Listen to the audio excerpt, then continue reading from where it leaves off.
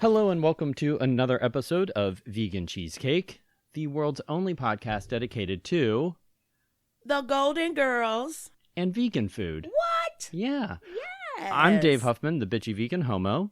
What's up, everybody? It's your girl, Vegan Vicki of Urban Sweetness. And first off, let's wish everybody a Happy New Year. Happy New Year. Can you believe it? It's 2020. That's bonkers. 2020. It's a new decade. It's not just a new year. I know. I didn't even, what? That didn't even dawn on me. New decade? What? We should already be like Battlestar Galactica like type situations, flying in space. Yeah, I was promised a hover car by now. That's what I'm saying. Yeah, like I feel cheated. The whole Jetson stuff. I'm definitely cheated. Right. But I'm sorry. I have to intervene here. Okay. Pet peeve. All right. What honestly irks me. I know Christmas is over and everything, but do we have to stop playing the holiday music? Do you have to stop? I know personally I don't, but like my one favorite station on Sirius XM, like day after Christmas, they're like, okay, forget you, we're done. So you want more Christmas music? I want Christmas music until I take my tree down. Oh. And I usually take my tree down maybe like, the weekend after the 1st. You have that control yourself. You can do it. I know, but I just want the world to recognize that, You want more Christmas music. Yes. Whereas I was taking down Christmas decorations on like December 24th. So, right. Yeah. See, yeah. I was about to say at 12 p.m. Christmas Day. Like, yeah. Okay, yeah, it's we're done. over. Yeah. But anyway, today we're going to be talking about episode 18 of season 1, The Operation. Ooh. Yeah, another serious episode. Yeah, it's not that serious, but But surgery period. Yeah, surgery I've had period. my fair share, and Well, we're going to talk about that. So this is the one where Dorothy has got to get her foot operated because she has a condition called Morton's neuroma. Which sounds a little... Yeah, which Blanche wondered how she got it in her foot. In her foot. Because she thought she had it before. I think I've had that before. How'd you get it in your foot? Nasty. Yeah. Blanche, she probably got something else off a guy named Mort. Yeah, she did. She was just then confused. Didn't realize. Yeah. Yeah, because she's had her fair share. And speaking of Blanche, the subplot to this one involves Blanche and Rose. It was supposed to be Blanche, Rose, and Dorothy in a tap dance routine. Yes. But since Dorothy's foot's all busted... Then it's just the two of them. It's just the two of them tap dancing. Yeah. And I love when they're rehearsing the tap dance. And they get to Dorothy's part. Dorothy's solo is about 5 or 10 minutes longer than theirs. So they're just standing there tapping like, oh, I didn't realize how long Dorothy's solo was when they realized she's gone. Dorothy, Dorothy is a little bullyish. She probably said, I got this. Yeah, absolutely. I'm gonna do like a sweet 16. Yep. But turn it into like a 24. Well, I like whenever they, all these actors and actresses all have multiple skills, so sometimes they just love whenever they get to show off some of their skills. Yes. So they were all just all excited about getting to show off their tap dancing skills. Yes, they were. And they got it. They did their thing. They did. Yeah, it was a nice simple routine. It was. But I enjoyed it. Especially you could tell that Rose was really having fun with it. Right. This episode was where Dorothy is terrified of getting this procedure. Her fear of hospitals, her fear of surgeries. Absolutely. And I would be like Dorothy. Like I think I've said before, like if I'm ever going to have an operation, I'm going to have to be knocked out a week in advance. I'm just going to I'm going to have to be put in a medically induced coma. Oh my God. Just to have the procedure. Right. Yeah, because otherwise I won't do it. Really? Yeah, absolutely. Yeah, I mean, I always I've certainly had my fair share. Yes, you have. Of going under the knife. And I always said, if I need another surgery, just forget it. I'll just take on what's ailing me. Yeah. Well, so you're not like when Dorothy finally has her turning point when she's in the hospital and she ends up being in the room with a cancer survivor, a woman who had one mastectomy and now she's back for a second. One. Right. And she kind of says, well, I've had the procedure before. I know what to expect, and I didn't think it would, the pain, but it did. And I know everything will be fine again. Yeah. So, she has this great attitude towards it. And that helps Dorothy get over her fear. So, but you're like, no. Yeah, I'm like, look, I just don't, unless it's to give me a body like Janet Jackson. Oh, okay. I'm just saying. You're going to get the Janet Jackson body operation. I'm just saying, listen. Okay. But, I've had my share, my appendix, my lung, some other stuff. It's just, I'm done. Yeah. Yeah, I've had my fair share. Enough's enough. Yeah, and equally nervous every time. Of course you would Even be. though, it's just like, what are you giving me to knock me out like that? Well, my sister a few years ago had a serious health scare, and then I had to go. She had to have part of her colon removed, and then I went and took care of her. And then since my sister had an issue, they recommended that all close family members, get screened. So I went and had my colonoscopy earlier this year, and that was the first time I've had a procedure like in a hospital like that, and it wasn't even surgery, and I was like, I didn't really feel comfortable in the whole thing, and I was just, you're knocked out, you don't remember anything, you just wake up in a complete daze, and I had my wisdom teeth out too. I guess I was knocked out for that too. Yeah. And I vaguely remember just being loopy as all hell. Really? Remember that internet video from like 10 years ago, the little kid in the backseat of the car with the dad? Talking. That was me, yeah. Are you it wasn't literally me. No, I know what you mean, but just like loopy. Yeah, I was totally loopy. Wow. Yeah, my one best friend, RJ, he took me, picked me up afterwards and took me home, and he was just laughing the whole time. Right. Because I was like a slurring mess with like, my chipmunk cheeks and good times. But you know what? That's so funny because when I had my wisdom teeth out, I didn't get knocked out. No? See, I have a high threshold. Because you're a tough broad. You probably just ripped them out yourself. I was like, with a pair I'll of, do it. Give me the pliers. That sounds like you. No, but I don't remember like being knocked out. I think it gave me the shots and it was like boom, boom.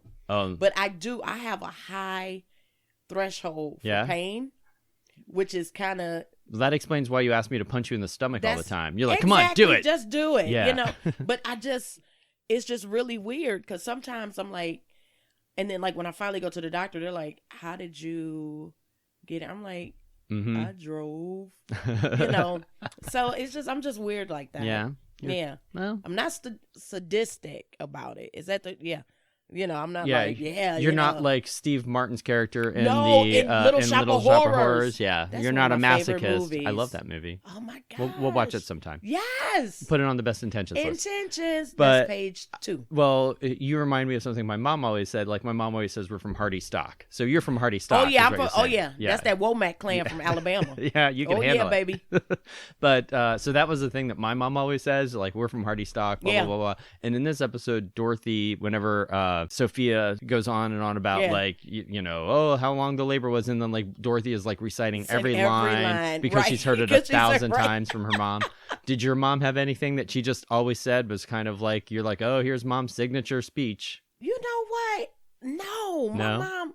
Well, you know what? Well, this is so crazy. My mom was.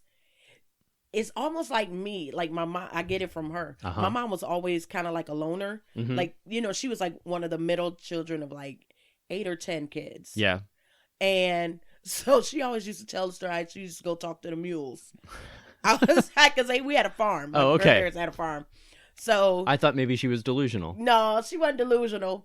But she would go like talk to the mules. And I always used to love to hear that story. But nothing like, she would call me on my birthday like every year at the time I was born. Oh, that's sweet. Yeah. So, but no stories like that. What about you?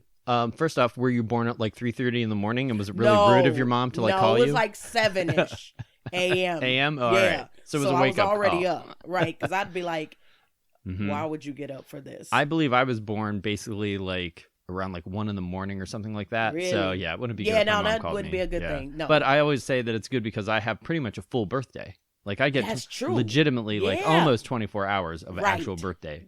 Not like some of those people that were born at 11:30 at night. Really, they should only get 30 minutes to celebrate. 30 minutes of your birthday. That's it. That's it.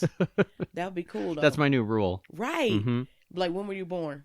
I'm only celebrating. The clock's starting right then. 2 hours and 37 minutes. That is it. No, I like to turn my birthday into a month-long celebration, though. I'm kind of obnoxious. I'm doing that next year. Are you? Absolutely. I will, too, because it's going to be a big one. Yes. Yeah. That's awesome. Yeah. I think every birthday is a big one, but you have your significant numbers. You have your milestones. Yes, you do. I'm gonna be 29. That's awesome. Listen. Again. And we shall celebrate like it's 1999. Celebrate my lies. Yes. I like it. So one thing, when Dorothy was in the hospital room, and there was the fruit basket sitting on the table. Right. So she's only going in for one night. And you're just getting. It didn't make any sense. First off, why was she in there the night before her surgery instead of just showing up to the hospital the morning of? They don't do that. No, they don't do that anymore. No. And so she had this fruit basket. Who's giving you a giant fruit basket when you're in there for one night? And for your foot. Well, no, I mean, surgery is surgery. Right. But I just thought it was weird. And it looked like a really sad fruit basket. Yeah, it did. That's not one I'd be like, what is this? It wasn't very grand. It wasn't. No. They need an edible arrangement. Have we ever talked about? I feel like we talked about edible arrangements before. We did talk about, all right, like the ridiculousness of edible arrangements. But you know what? Every time I get one, I'm so pumped. Yeah, well, they look nice and it's delicious fruit, but and the fruit is so sweet. Yeah, I'm like, where are you getting this fruit from? Well, it should be considering what they charge for it. It is. So yeah, it should be the best fruit. I'm always. I got one at work one time. Yeah. Did I share it? No. They were like, "Oh, are you gonna eat?" If you don't stop, don't even look at it. Yeah. Because I'm going to eat every piece of fruit off of this thing. Well, years ago, one of my past coworkers in the office at the time, she had been given a birthday cake. And, when someone has a birthday in the office, you have birthday cake. Right. Traditionally, we're all having cake. Yeah. They handed her the cake.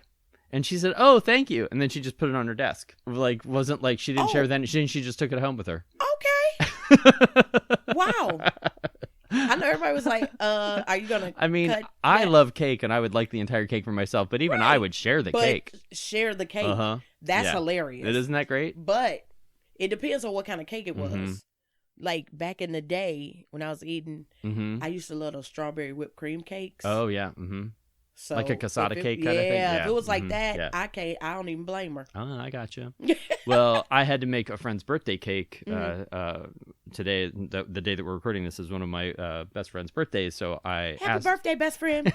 It's my friend Dave. Hey, Dave. So I asked him what kind of cake he wanted. He just wanted a traditional like vanilla birthday cake with vanilla frosting. But the thing about Dave, and I can't remember if I've talked about this before, he's a weirdo.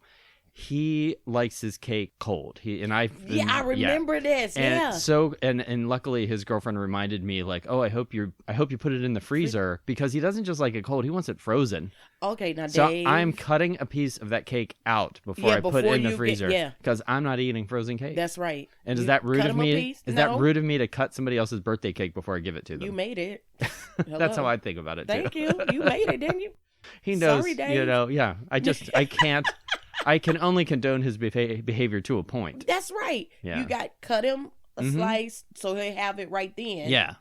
And then whatever's left, he can take it and freeze That's a good point. Yeah, maybe I'll just cut a piece out for him and freeze his piece. Right. Then we can have normal. You can have the normal cake. Right. Yeah.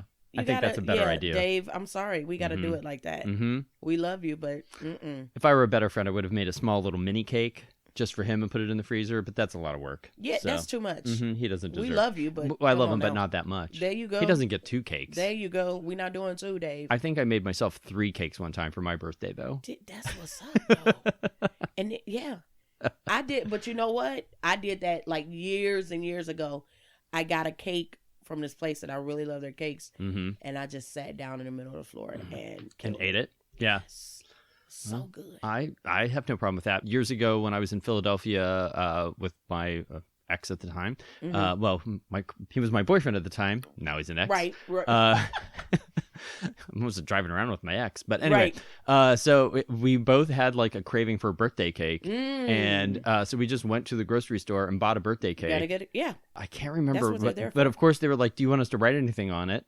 And we're like, "Yes." And so we had them write something on it, but now I can't remember what it was, but it was something completely stupid. Just because we made them do it. We figured if they're going to do it. You asked, I'm going to tell you. And then we went back and we ate that birthday cake. Nice. No one's birthday. That's okay. That's all right. But guess what? Somewhere it was someone's birthday. in the world, it's someone's birthday. That's what we should have done. We should have gone on Google and we should have looked up who was born today and pretended we were celebrating, whoever. Yeah. Right. It was probably like Hitler's birthday or something. And we were like, oh no. No. And I think it's weird. I think I actually know what Hitler's birthday is. I don't know why. Wow. I saw a documentary on Hitler. It's very interesting. Well, it is very interesting. It's terribly sad, but it is. But it was just talked about all his workers and stuff. It was Well, there's the new film that's out this year right now that's kind of controversial that I really, really loved. It's one of my favorite films of the year. It's called Jojo Rabbit, which is a satire about it's about a young boy in World War II Germany whose imaginary friend is Hitler. Oh. And it is like Taika Waititi directed it and plays Hitler in it. And he's this hilarious Australian guy. And his version of Hitler is very funny. That. It is a really funny movie, but some people, of course, couldn't quite get behind the concept. Yeah. But I really enjoyed it, and I highly recommend it. I think they did a good job of balancing Jojo because Rabbit. It's not like they're glorifying him. I mean, he's still horrible. See that. But yeah, it kind of... See, I like stuff like that. Yeah, it's very, very good. I recommend it. Nice. Speaking of movies, did you do your horror movie marathon on Christmas like you had wanted to do? You know I did. I absolutely did. And what was your favorite one you watched? Oh, let's see. My favorite one I watched. Okay, it was Annabelle. It was about the doll. Yeah. Mm-hmm. So that one, the first Annabelle, or not the first one. The new was one, the new one. Annabelle Comes Home or whatever. Yeah. Okay. So, but then there were some others that I wasted 1 hour and 43 minutes of my life. However, it was like a bad car accident. Mm-hmm.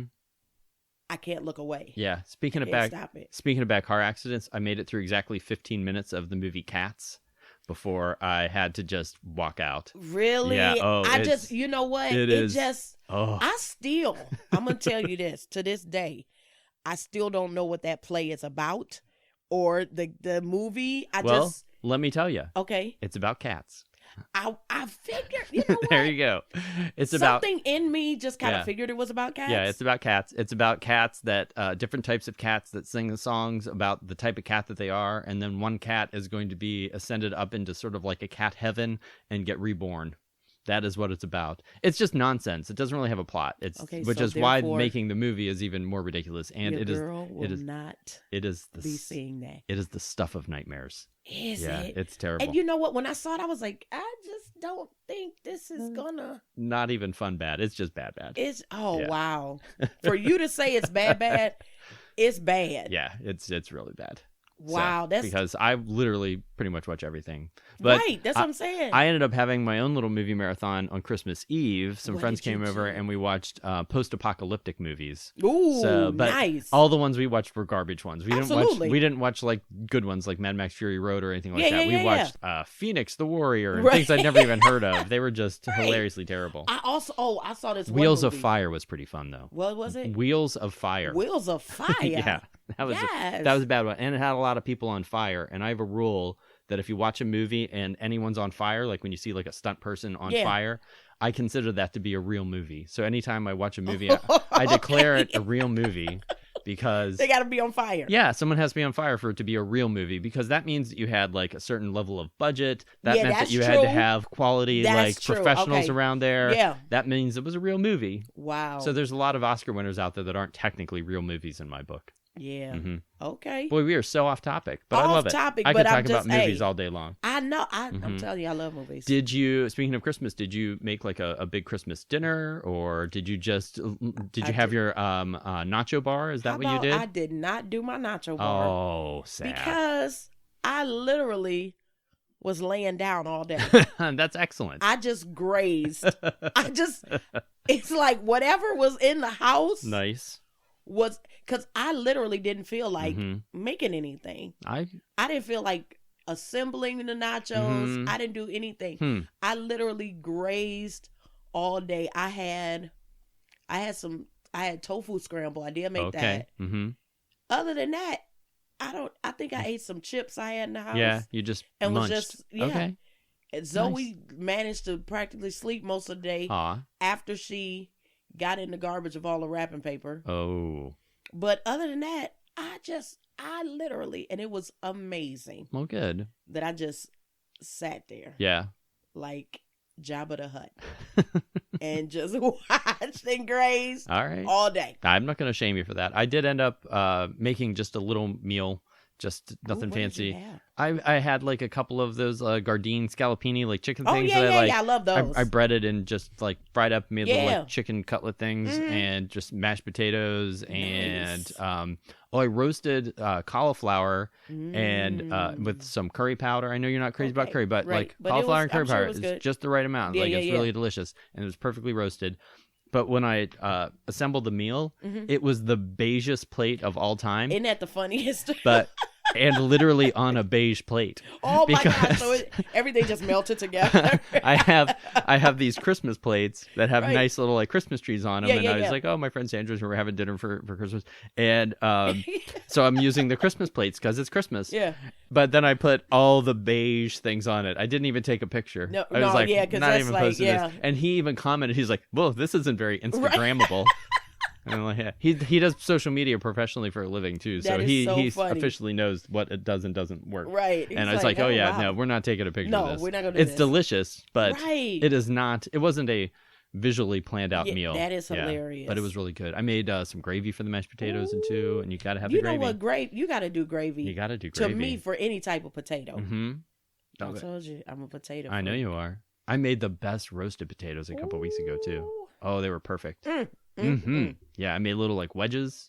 No, you didn't. I did. And then Toss were them with a they little olive brown or oil. so- I my tossed them in a little olive gosh. oil, a little rosemary, and a little thyme, Rosemary and thyme are the best. They and are. garlic on Yep, roasted yep, potatoes. and a little, and I That's think it. I used no garlic. more than 3. I used a little garlic powder on it because absolutely. if you I find that sometimes when I and you know the garlic can get a little if it might get a little bitter or something. So I just wanted to yeah. Anyway, it was delicious. No more than 3. No more That's than 3. my rule. I remember love it. that. I love it. Yeah, keep it like, simple. No. I got more than 3. Keep it simple. Yes. Mm-hmm. You know what I liked about this episode of the Golden Girls. Now we'll get back on topic here. Yes, because people. That's all right. But those of you That's may what or we may do. not know, we are here in Cleveland as we're recording this, and they actually had a Cleveland reference in this episode because Dorothy is talking about as a child she was supposed to have surgery, but then both of her parents weren't there, and Sophia's like, "Well, I had to go. I was in Cleveland at your Uncle Mario's funeral, Right." And Uncle Mario was not. She said nobody liked Uncle Mario. Nobody. He was stabbed 23 times at a block party. Nobody saw a thing. Nobody saw a thing. Nothing. What neighborhood in Cleveland do you think that was? That's what I was going to ask you. I don't even want to say it. But I will say. You can think of a couple neighborhoods that it could have been? You have to go down a long hill. That's all I'm going to say. I'm not falling for it. No. Yeah. But I can think of one. I can think of 2. Down a long hill is probably my guess as well. We'll just keep it vague like that. That's all I'm gonna say. Clevelanders might be able to figure it out, That's but all I'm gonna say. we won't say. No. But that was hilarious. Yeah, that was great. She said nobody saw anything. Nope. And then that's whenever Sophia decided that if Dorothy wasn't going to go get the surgery, that she was just going to do it herself. That's what she said. And she says, "Get me my Ginsu knife." Yeah.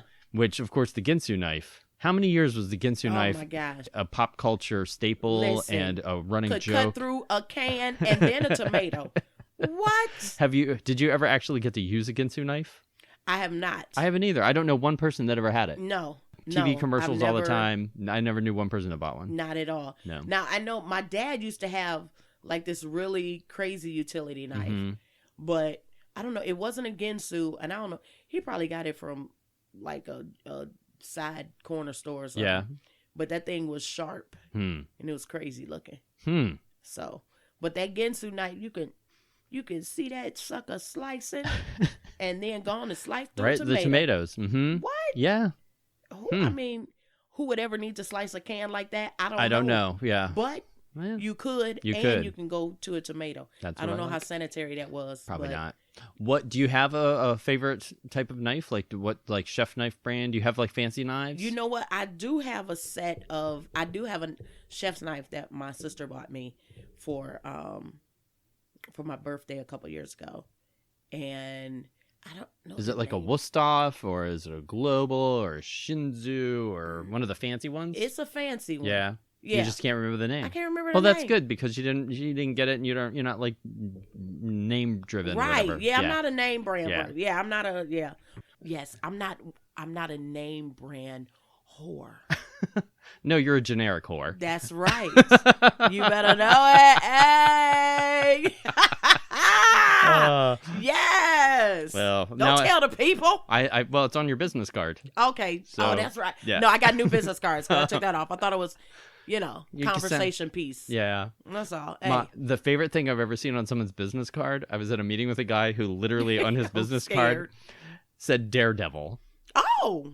And he was like a graphic designer, like he was an artist. Right. But it was like, it said, whatever, graphic art, computer design, Daredevil. And it's like, that's fantastic. What kind of... Just put a random thing on there. Right. Mm-hmm. What is he, Evil Knievel? So yours could be like vegan chef, generic whore. That's right. Uh-huh. Blogger. Boom. There you go. Those three. Are you going to put generic whore right in the middle? In the middle. All right. Yeah. Because it'll flow. Uh-huh. Hey, vegan chef, generic whore. Blogger. Okay. They're like, wait, what? It's one of those. You just read it. I gotcha. I'm just saying. Well, I love it. Well, that's a good way to start the new year, I think. Absolutely. Uh-huh. So 2020. Do you have anything coming up here in 2020 that you want to talk about? I do. Oh, let's hear.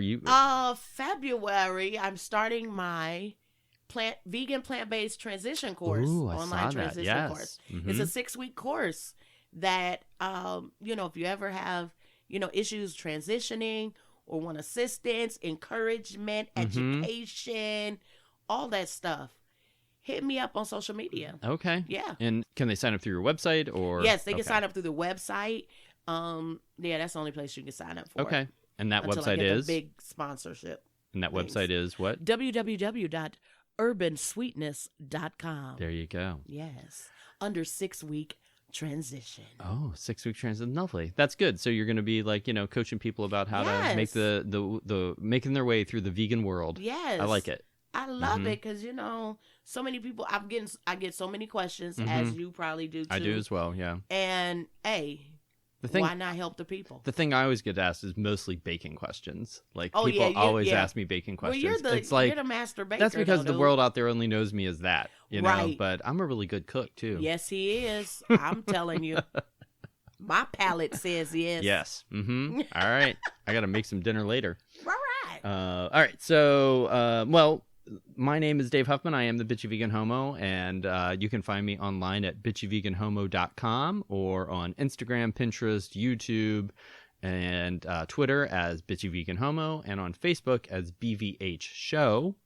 And then the podcast here, you can find us at Vegan Cheesecake Pod on Instagram, P-O-D. Vegan Cheesecake on Facebook, and then Vegan Cheese Pod on Twitter. So those are our handles there. Yes, we're everywhere. Vicki and I are going to be having a conversation here soon about our social media for the podcast because we need to work on it a little more. Yeah. So we apologize. It's been a little light.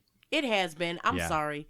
I take responsibility too. It's one of our best intentions. Yeah, but we're gonna change that from there to a do. Exactly. To do list. Mm-hmm. Everybody, it's your girl Vegan Vicki, and you can find me on social media at urban_sweetness. So that's Facebook, Twitter, and Instagram. And also on my website, www.urbansweetness.com. And also on the Vegan Cheesecake social media, just what Dave just said. Hey, Vicki. Hey. Thanks for being a friend.